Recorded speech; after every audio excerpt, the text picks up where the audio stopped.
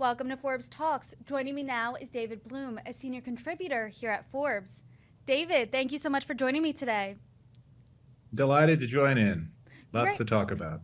Yes, there is a lot to talk about. There has been a giant shakeup at Disney. Can you walk us through it?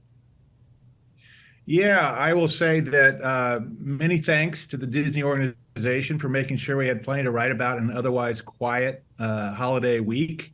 Talking about Bob Iger's return was stunning. News came out Sunday night in a release by the board of Disney 5 months after they had extended the contract by 3 years, technically 2.5 years, for Bob Chapek. They decided they didn't want him anymore and replaced him with the guy he replaced, Bob Iger, one of the most storied CEOs in American capitalism, I would say. Iger left mere weeks before the pandemic hit, handed it off to his right-hand guy, who he was never really that close with, but he was certainly well qualified to take over the job, and went off to be first chairman, and then was doing a lot of, he tried to buy some sports teams. He was doing some investments, stuff like that. At the same time, he was not really shuffling off quietly into retirement. He was also making known his criticisms of Chapek's handling of the job in ways that got out into the public sphere. He was showing up with investor groups. You don't need to show up with investor groups if you're not really dealing with investors, but there he was at big like Morgan Stanley gatherings and things like that. So he's been brought back. He's been given 2 years, December of 2024, to do specifically one thing, which is to find a permanent successor, something he was not very good at the first time. And it's not just Chapek. He ran through at least two other predecessors or ran them off. And he also talked about retirement at least 4 times publicly since 2015 before he finally departed in 2019. So that'll be a very, very, very important job, and one that there is no current obvious next choice. There are some very talented people, obviously, at a media company as big as Disney, but they don't tend to have expertise across the entire company. They don't, if they're good on the park side, the guy who now runs the parks and resorts, Chapek's old job, they don't have entertainment side experience. If they're good on entertainment stuff, they don't have good background on the parks and resorts, which is about half the revenue. So you can't just blow it off. The parks, consumer merchandise, all those areas are a gigantic part of the company and a complex universe all of their own. So there's no obvious next person to take over. Perhaps what will happen is he'll name a COO, who becomes essentially, the successor in waiting, and that person gets trained at some level to be able to handle the entire company instead of just some portion of it.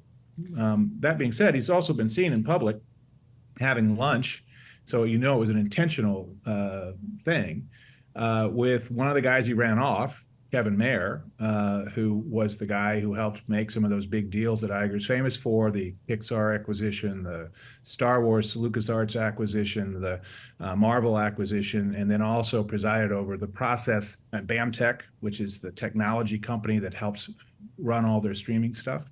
And he was supposed to be the successor. He didn't get it. Chapek got it, so he left and ended up in business at Candle Media startup with another guy that Iger ran off, Tom Staggs. So maybe one of those guys becomes a candidate as well. That's a really interesting conversation that is ripping around Hollywood, as you can imagine. All that is a big deal. That could keep him busy for 2 years, but he's got a whole bunch of other things on the plate. There is a lot to unpack here, truly. So let's start back to what you said from the top, that Disney's board in June voted unanimously to extend Bob Chapek's contract for 2.5 years. So, and that was back in June. So what happened between June and now that he's now gone? There were certainly problematic missteps over the last 3 years, 2.5 years, that Chapek had taken that raised concern or outraged specific constituencies. So one was how he reorganized Disney to put all control over who greenlights projects under a new unit that was headed by a longtime lieutenant of his, Kareem Daniel. And that took away the greenlight power from all those creative divisions that decide this movie goes or that TV show goes, or that streaming show goes. They wanted to have one traffic cop to control everything. Well, so that he kind of lost the internal creative space there. So that was problematic, and has been so for a year and a half, 2 years since he did that reorg. He certainly outraged other parts of the creative community in the very public fight with Scarlett Johansson, when they made a decision to put Black Widow direct to streaming on Disney Plus in the depths of the pandemic, because no one was going to theaters. So they put it on streaming, and Scarlett said, "Hey, I had bonuses coming from my contract based on how we did in theaters, and you don't go to theaters, you're screwing me out of money." And she sued like 3 weeks after the movie came out. And then he put out things like how much she'd been paid and stuff like that. And Iger was horrified, and agents were horrified, and talent was horrified, and many of their creatives again were horrified.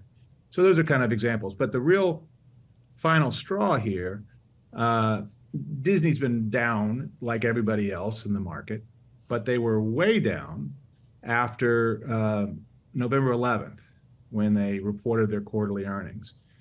And Chapek had a sort of an odd affect, at least that was how it was received, in terms of conveying the news that they had lost $1.5 billion in the quarter on their streaming operations. The company's been a streaming first company since Iger's day. He had set that path, and Chapek had embraced it, and they were charging full ahead, and they have well over 200 million, depending on how you want to count the subscribers, well over 200 million subscribers to their 4 streaming services. But $1.5 billion loss in streaming is not something the street wanted to see. The shares of the company's stock dropped 13% in a day.